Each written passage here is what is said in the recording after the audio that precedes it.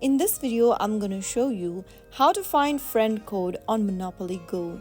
To find your friend code in Monopoly Go, first of all, launch the Monopoly Go application open, and then once you're inside the home page, tap on the Friends button at the bottom right corner.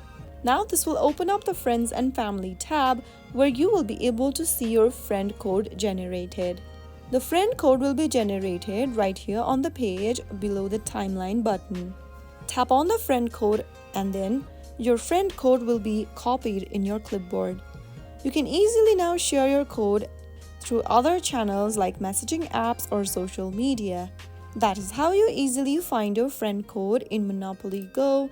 I hope you found the video to be helpful. If it was, make sure to give us a thumbs up and subscribe for more Monopoly Go tips and tricks. I will be back again in the next episode. Thank you for watching.